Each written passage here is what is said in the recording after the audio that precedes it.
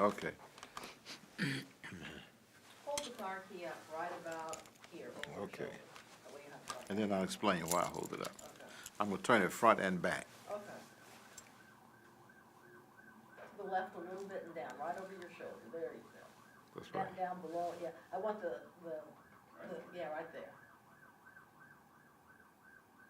Can you see it? Yes, now we're cool. Okay, now let me turn it over the same way. Okay,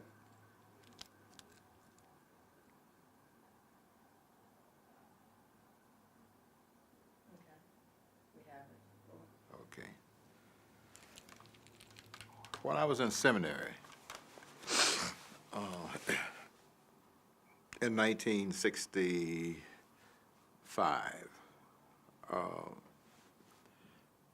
there was an effort by the Southern Christian Leadership Conference and others to break open the airline industry.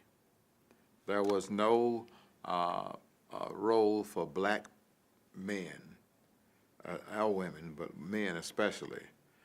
In those days, Negro men, we weren't black then, we were Negroes, and to serve in an airline capacity in the South, other than carrying bags and loading airplanes. They were the ramp servicemen. Okay, during that time, Ralph Ross, who was my dear friend, but he was 1 year older than me in terms of seminary. He had several kids and all. We became friends in seminary at ITC here in Atlanta. And so Ralph went out and they sent him as a test person. And they could never find any Negroes qualified to do anything in customer services or anything like this.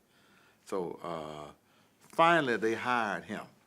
He went down to Biscayne Boulevard in Miami. That was the headquarters. But Atlanta was the large hub for Eastern Airlines. It was much larger than Delta or anything during that time. And it was one of the world's great airlines at that time. Okay, a lot of innovations, etc. So Ralph was hired, and then a few months later, I went out. He tried to get. He said, "Albert, they won't hire you. You need to come out there because now they wouldn't hire you." Now Ralph was tall, maybe about 6'1", like, and he was in black. There was no mistaking who he was, and the uniform was just like the pilots. Only the pilot, only the customer services agents, the ones who handled the boarding people around the planes and so forth and so on. They were black, but the trim was silver. The buttons were silver, the hat and all your wings were silver, and the pilots were brass. Now see, many lay people would have understood that, but so otherwise, some months later, within that end of the year, I became the second one they hired, and so they sent me down there the whole bit and all. So. And we had broken the code. And so there had been some bad times, some tomato throwing, cursing out, calling nigger, and a whole bunch of stuff. But we sort of made it on through. And Ralph graduated. But I was left, but I stayed there right after graduation and continued to work at Ebenezer with them. And I was already married. I had married in '60. Been married 8 years then. And my wife was, I was teaching school for 3 years after I first got out of college. But when I entered ministry, I gave it up to go to seminary. So when I got make this quickly, bring it quicker. When ML was going back and forth, he went this first time to Memphis. I wasn't there, I didn't see him there, but he would come out to the airlines knew my relationship with them. And I think that was why I kept getting on boosting up, because they were trying to put forth a better image. And by the time they had hired some young women and reservations, etc., and ticket count. But anyway, when when at the time that he went to Memphis for the second, but before he went, he came to me. Oh, the Honorsfield Lounge at that time was right across from the Eastern Operations. That was a first-class VIP lounge. So he came. He was getting ready to wait. They were checking the plane out because there had been some bomb threats to it. I mean, some threats. You know, so they just make sure the plane was safe. He was over there, so he asked if I was in, and so they came and got me. And so he said, "Now, Albert, and Mother tells me that Mrs. Arboin, Reverend Arboin, are trying to get you to go to New York. Don't you do that. Don't you make any decision until I get back." And see, I hadn't told him anything. He said, "Why didn't you talk it over with me? I told you what I have for you." And so you know, I felt kind of, I didn't want to face him like that because otherwise the pastor before Dr. Vernon Johns, who was the pastor before ML Jr. at Dexter Avenue, was the Reverend A.C.L. Arboin in New York, who became a pastor of a smaller church, a church in New York then. And so it was his wife that I had met when I first entered seminary, right there in Reverend King's house. And I was just getting ready to preach my first sermon. And she had followed me through the years, and so that was the whole point. That was the connection. But anyway, they wanted me he was getting ready to retire. And they wanted me to come to New York for this church. Okay. The day that ML died, I was supervising about 4 gates on Concourse A, making sure the planes were moving. It had been raining. And in the afternoon, so Ed Martin, one of the agents that I trained agents and everything by that time, came. And he said, "Albert, Dr. King Jr. just been shot." And I had noticed a lot of these, in those days, a lot of businessmen, they would be flying, had these little little radios, little portable radios. They didn't have cell phones and all that then, And they'd be listening to news and stuff like that. I didn't know what they were listening to. And there would be planes coming in out of from Miami or wherever, and they would connect in Atlanta, the major hub, and going up north or out west, or Midwest, because they didn't go to the west at that time.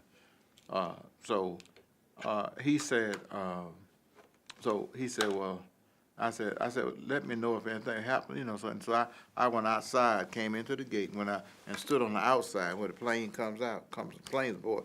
And I said, "Lord Jesus, don't let him die. Don't let him die." And so it wasn't 20 minutes later that they came back over, and there were 2 others with him. And he looked at me, and I just turned and ran back into the gate. I ran out, and I'm dressed in my full uniform now. Ran across the concourse, and see the concourse where the planes on one side and one's the others, they come in and go to each gate like that. And so I ran across from A to B near the Honorsfield Lounge. And it rained. It was raining. And full uniform, 'cause I knew he was dead. And I ran and opened the door from outside to go into the where you would go into the entrance. And when you get inside, it'd be the Honorsfield Lounge to the left. And I opened it, there was the mayor, police people, and everything, and Coretta, and Christine. And I saw them, and I looked at them. I didn't say a word. I just turned around and ran back over there, ran back across to the gate where my other things were. I didn't know what to do. What had happened was, they were on their way to go to Memphis. They knew he had been shot. But at that time, they were getting ready to take her into the Honorsfield Lounge to let him know that he had died. And all this I learned in retrospect. After running, making a fool of myself, I just didn't know what to do. And and when we got back over to the gate, I went to my car, anyway, so forth. And when I finally got to go home, we lived right in the back of our neighborhood behind the King Seniors. So the policemen were all there to get into the neighborhood when I asked them about it. When I tried to get home, I called my wife, and she was already at Reverend King's. She had already gone around to the house and was answering the telephone. And so to make a long story short, we couldn't get away from this anywhere. The television, outside, the news, it was just everywhere. It was just, you couldn't escape it. I remember the days leading up to that funeral, Harry Belafonte, he just kept, every time you saw him, he was walking crying. I mean, certain things leave impressions on you. But the day of the funeral, they had asked me the night before, Easton did, if I thought would I be able to handle the flight that would bring his body. So, so I, you know, I said yes, because you know, history makes makes funny things happen, you know. But I was determined that I could do that, you know, and we were going to show that we were not all broken and bent. We could still stand, you know. So that morning I was there early, and the airport was like closed. I mean, when it got closer to that time, and I was waiting in Eastern Operations. When you come across walk across the hall, the Honestfield Lounge is just diagonally, and then you go out the door outside, go outside, and the plane was going to come in that way. So when I got to the door, I mean, at the time they came and told me the plane is on, and they had stopped the other planes from coming at that particular time, because remember things were still unsettled. They didn't really know. Nobody knew the full story behind the murder or anything. So we were trained in those days to learn the sound of engines. We could identify a plane by the sound of the engine. And this was a propeller, an American Airlines Constellation that had been chartered by Bobby Kennedy. And I'm not talking about the story before. Anyway, it was chartered by Bobby Kennedy. So I'm standing back at the outside the doorway now. The police there and supervisor and everything else. And I'm just standing there. And so when I heard it, when they said it was on, it touched down. The one engine, heard number 4 cut. 1 to 4 engines. And then as it was coming, it had to come away a distance around before it would come up, and then it would turn right into between the 2 gates where it would approach the approach path and come in to turn into the gate. And so 2 engines were stopped, and I knew it was getting closer. These are propeller engines now, and the 3rd one stopped. So by the time it was on one engine, it was right up there. You could see the nose begin to turn. So I walked out and stood right out in the center. Nothing out there in the whole center of that thing, the plane, but me. And the ramp servicemen are standing inside. And so I walked out, and I stood out in the center. And hat straight, cap straight, everything else, as though I were military. And I saluted, just like this. And I held my hand just like this until the plane, all these old-time flash cameras reporters use, all the flash, flash, flash, flash, and it came all the way down, and I stood there just like this. And when they got closer to the ground, the ramp serviceman came out, and he gave the signal, you know, to turn the pilot to turn the plane, and I walked on around, and as I had been trained to do planes, and walked up and stood to the side where I knew they would stop the aircraft, and the pilot's seat would be right up above where I was over. And so when the ramp serviceman was like that, they stopped the engine, and the pilot, before he did anything, he saluted me, and I saluted him, and then I turned and walked back to the back.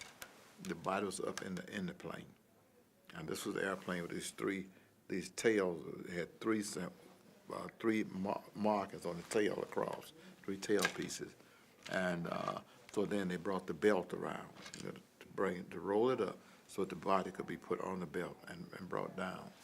And standing at the bottom of that belt is me.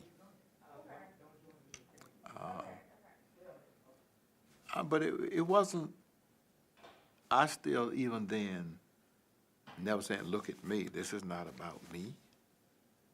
But it was at that moment about what I represented. And I was representing all the people who then would stand in dignity, for this was our leader. How did you feel about your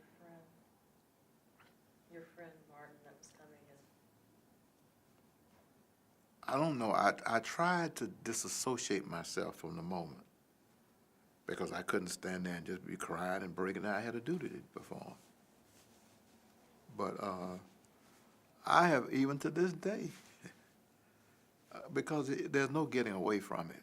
It's everywhere. The last most moving time was at the unveiling of the monument in Washington. And that was, we got up there in the evening, and they'd take us over to where the monument was. The huge, it was just bigger than I could have imagined, you know. And I think all of us who were that in just cried. We just couldn't believe this was happening, you know. But it's like, I don't want to be emotional about it, but it's just, I can talk to groups and tell stories, I can laugh, I can do things. But that's when, because I serve as a teacher or a guide, but I can't, if I get personally involved in it, then it causes emotion, and emotion doesn't always have a place in, you know, in those circumstances. But I don't know. I have often thought, as I tell groups sometimes, down at the King Park, nobody ever planned any of this. So it had to be God.